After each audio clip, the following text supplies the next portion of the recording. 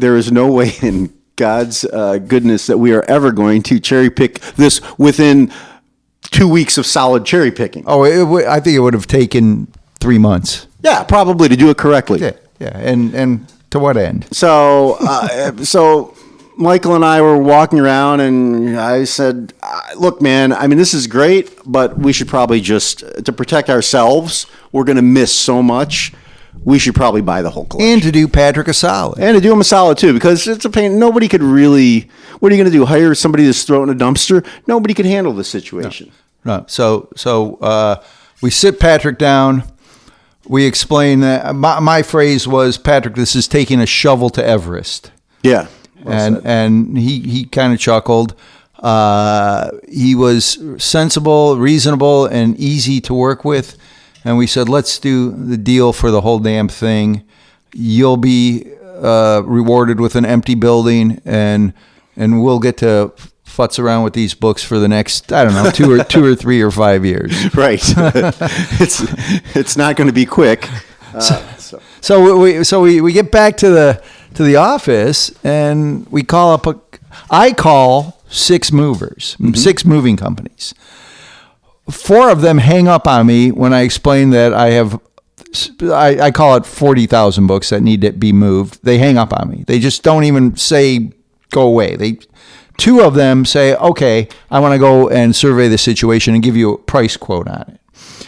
A couple days later, after they did their job, they come back with quotes of $33,000 and $43,000 respectively to pack and move the books 30 miles away to our offices. Yes. So at that point, the little Zubal family book business would be pretty much devastated. So we had to put our thinking caps on. And plus, besides that, movers don't know how to pack books correctly. That's the other thing. They don't know how to pack books correctly. And I understand why the 4 hung up on me, because the older I get, the heavier books get. Totally. And so, yeah, we put our heads together, and you started formulating a plan. Yeah, usually a lot of times with bigger situations like this, we use Gaylord boxes, which are very large boxes that sit on pallets. So Michael and I and my wife and our friend Angela, we said we're going to do a test run, and we brought 8 of these big boxes out.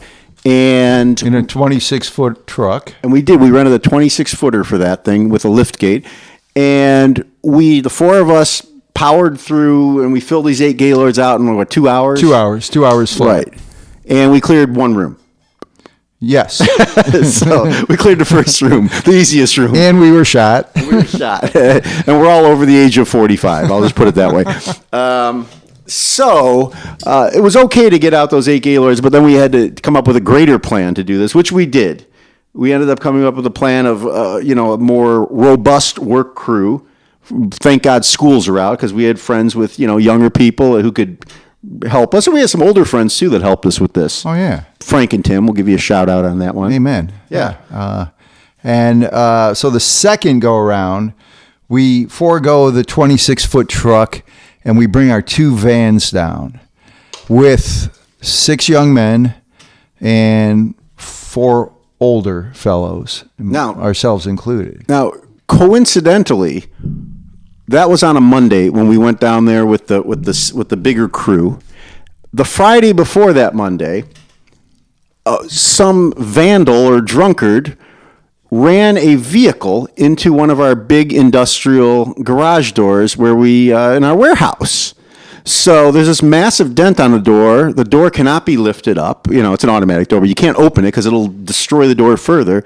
So on that Friday, I tell the crew at work that works in the main office, I say, please don't open the middle door, because it's somebody ran into it. It's very bad, and we're going to get it fixed next week. Okay, so that word goes out on Friday. Monday, Michael and I and the crew go out to do this van job with the guys. And in the middle of the van job, I get a call. Oh, there's a freight company here to pick up an outgoing shipment, which we had scheduled, and that's all good. So the one fellow who works for us, who's a great guy, and he's meticulous at his job. He's a wonderful fellow. Unfortunately, over the weekend, forgot that I told him, please don't open that door. And he unfortunately opened that door And the door is just, I mean, it's a massive door. It's just, now it's just people call it a cluster blank. And I'll just call it a cluster blank at this point. So in the middle of our extracting more of these 50 to 60,000 books, I get the call from Steve, and he says, I really made a mess of things. The door is jammed in the open position, and I'm really sorry. I don't know what I was thinking, et cetera, et cetera. Well, this is going to slow things down. And I call the garage door company, and they can't get a person out there for 2 weeks. I call numerous other garage door companies, and they laugh at me. And the day continues. The young men are hauling the boxed books out. We're loading up the vans. I'm driving back to the warehouse with a loaded van, my son in the passenger seat, flying up I-77, and I get pulled over. Trip number 2, I get the call from you. Yes, I get pulled over by the local police for driving a little too fast. As if the day could go any worse. I mean, so we have this massive garage door that can't come down in not the best neighborhood. He gets pulled over. It's challenging to say the least. Can it get any worse? Can it get any worse? Okay, so you do get, fortunately, you and the police officer work something out. Yeah, well, I was exceptionally apologetic, and he was impressed that we were hauling a van load of books anywhere. He couldn't believe it. And my son is sitting next to me, mortified that I broke the law. Well, the police officer knew that I'm on the side of righteousness, so he gives my ID back and says, just slow down and have a good day. Right. That was beautiful. Wonderful. So we unload those vans on a second trip. Now I think it's lunchtime, but I don't think we took a lunch, but I did pop in the office. And I think you went back out for trip number, the third haul, because we did three trips that day. That was after the second trip that you got pulled over. All right. Yeah. So now I'm heading out in the third haul, but I look up in the skies, and the skies are dark. And suddenly there's a torrential downpour. And one of the young fellas working for us, young Nathan, texts me and says, it's pouring out here. I say, hey, man, and by the way, they put all the boxes out on the lawn to prepare them to put in the van. So, yes, the day could get worse. So, fortunately, there were tarps out there. And Nathan had the presence of mind to have the young men put tarps all over the boxes and save the day, really, because it could have been a disaster. That's right. The kid did a great job. We got out there. By the time I got out there, which is a 30-minute trip, the rain had stopped, and we did we loaded the last 2 vans and got out of there for the day. And we got back to the garage door disaster, which still hadn't come down, and no emergency garage door repairman had showed up. That's right. And now it's 4:00 in the afternoon, or 4:30. And that afternoon we had unloaded 15 pallets worth of books. Right, 15 pallets worth. That's right. And I was going back and forth with the garage door companies, begging them. And lo and behold, wait a second. Well, yeah, you're begging them, and I say, I got to go to the office and close up for the day and do various computer things to seal up the day and lock up the office. And you're sitting over at our other facility where the broken door is. Right, waiting for somebody. I get a call that somebody should be there presently. Yeah. And lo and behold, nearly at the same time, which is in essence 5 p.m. And this is still 4:15. 4:15. Okay. On my left comes one garage door repairman in his van and his ladders, and on my right, from down the street, I see another garage door repair van coming down the road. So from 2 different companies. Now the guy on my left, I know who he is, so I'm waving to him. Come on, get over here and help me out. And I know who the guy on the right is, and I really don't want to work with the guy on the right. I know I'm not naming names. Well, they both show up at the same time, and the guy on the right says to the guy on the left after looking at the door, "Oh, it's all yours. I don't want to have anything to do with this mess." And the guys that on the left, I'm like, come on out. Keep coming. I'll take you by the hand. We'll do it together. And they grudgingly got out and started to work. And so, yeah, you called me and you said, the guys are here. Thank God. You told me the whole situation. Exactly. And now I think it's after 4:30, which is our usual go-home time. Yes. So it's maybe 4:45, and I say, all right, man, you got it under control. You get that door closed with those guys. I'm going to go home. I'm exhausted. So I put on the alarm. I'm ready to leave the main office. I go outside to my car, and what do I see facing me, blocking our driveway exit? A BMW, a beautiful BMW, staring at me as if it started pulling up into the lip of our driveway off West 25th and then stopped halfway on the sidewalk and halfway into our parking lot. It's a cork in a bottle. Yeah, so I can't get out of our lot because these two people have blocked our lot.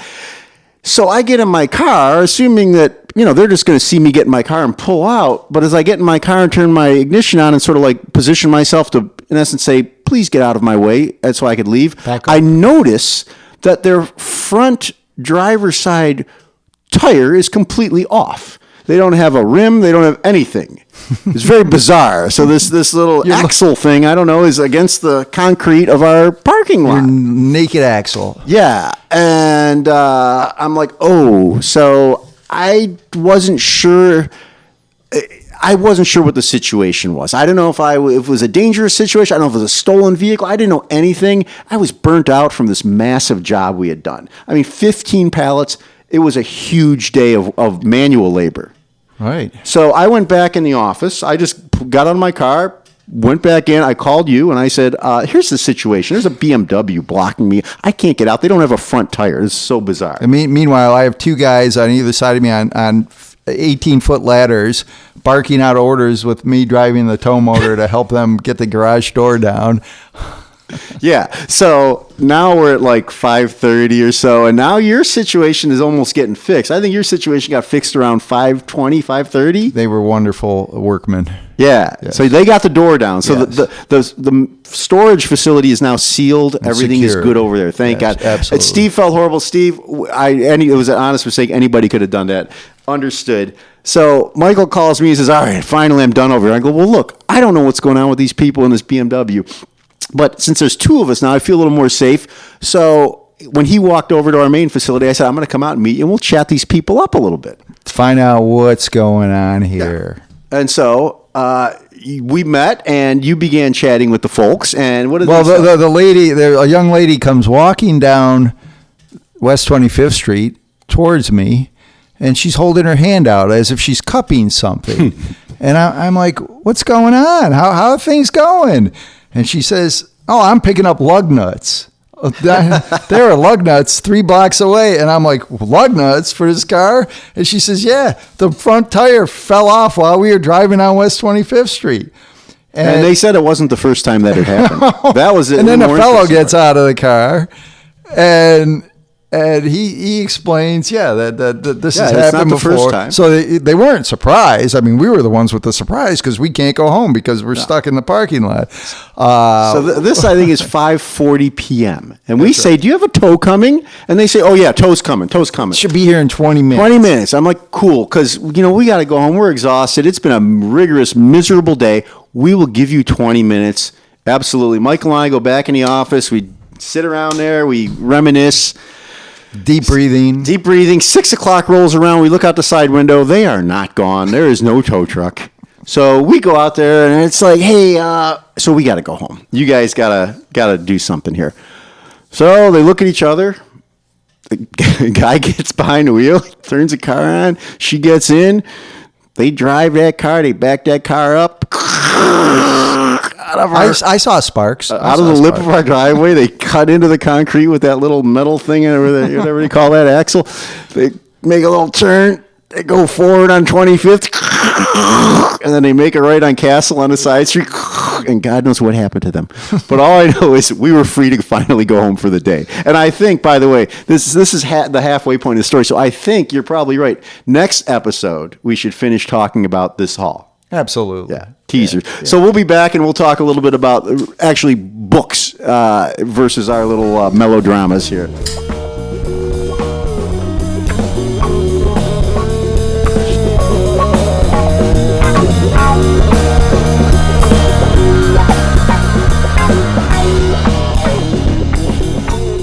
All right. Welcome back to Book Brothers episode and a special anniversary episode 10. I'm Tom Zubal. I'm Michael Zubal. And now we are going to talk a little bit about what it takes to succeed at least a little bit in the modern day used book business. That's right.